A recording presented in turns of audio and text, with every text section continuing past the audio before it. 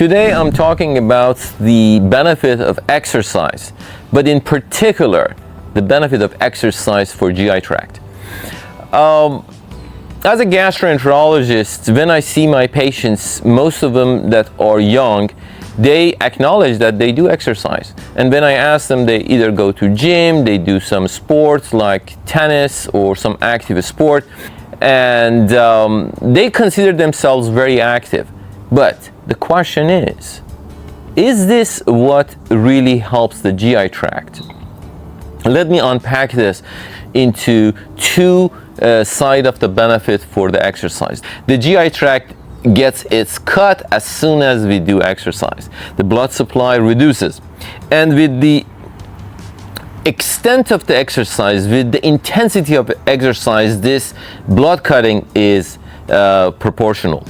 Now, all the functions of GI tract basically goes to suspension till the exercise is over and the blood supply returns and the motility and everything returns back. This is why most people and physicians advise do not mix and match. The timing for digestion and function of gut should be completely separate from the timing of you're doing exercise.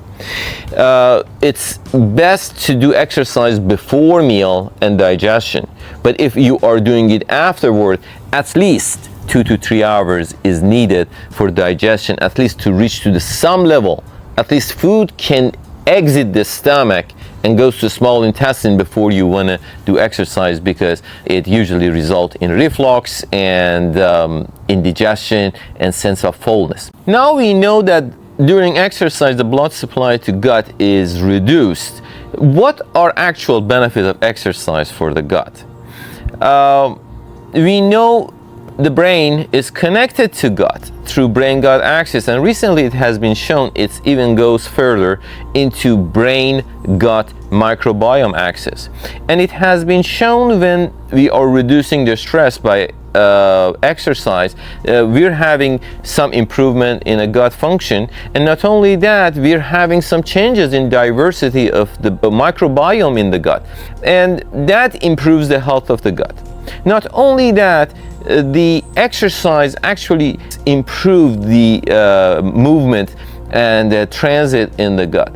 But have that in mind, as I mentioned, this is mild exercise, not intense exercise, which could have opposite effect. The other benefit of exercise and gut is the anti-aging property or antioxidant property of exercise, that it's generalized to the whole body and the GI included, that improves the function.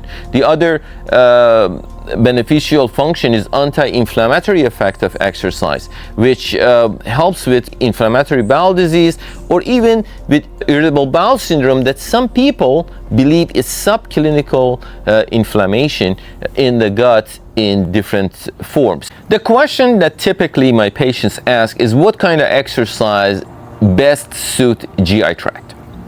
Again, let's talk about body perspective. From body perspective, any kind of exercise that doesn't have intense movement and activity could suit GI better. For example, running may not be very suitable for GI tract, but biking, because of a stationary position, could be very suitable for GI tract.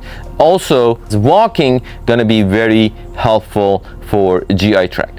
From the mind perspective of the exercise, we're talking about the stress management property of exercise. Any exercise that mandates your full attention is not very conducive for a stress management property of exercise. Give you an example. If you go to gym, you have to watch the instruments that you're working with, you have to watch other people, they are talking, and your mind is always doing something in the gym. If you are doing sport, you have to be cognizant of time and whatever you're doing at all time. Even during running, you have to watch all your steps. If you have one misstep, you can create some accident or something. So your mind is always busy, except when you walk and you're walking in a known path. We're having a couple of types of walking. One type of walking is fairly common, is people go for a walk and they put earbud into the ear and listen to music, call their friends, listen to podcasts during their walk, and they usually walk different paths every day to create some alteration in what they do to make it less boring. This is one type of walk that I'm not a big fan of it, and I will explain the types of walk that I would suggest. The type of walking that I talk about are two types that are good for stress management. The type 1 is reflective walk. Reflective walk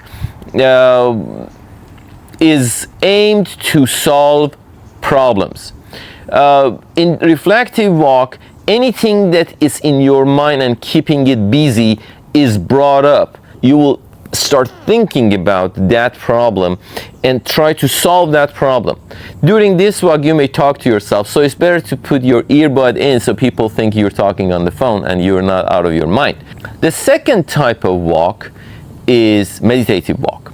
The meditative walk is designed to provide the best stress management technique among exercises. The criteria of meditative walk is as such. You pick a path that is constant all the time. So you know the path very well. It's not being changed, neither the path nor the direction. Number 2, the path should be minimum of 25 to 30 minutes. Number 3, you walk this path with the fastest pace for you. I would not recommend jogging, I would not recommend running, I would recommend walking, but you can do it power walk. During the walk, I really would not suggest any earbud in the ear. This is not the time for listening to music, not answering your friends or listening to podcasts. But why we are making it so boring? Because after day 5, when you're back home, you don't remember. Who did you see? What did you see? What happened? You're back home, and that period of time gives your gut a break from the mind.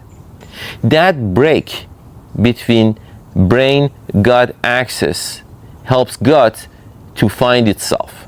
It's just like a computer that is rebooted. When you reboot the computer, everything starts fresh, and that's what happens in gut. And this is what is missing in other exercise that people are doing it already.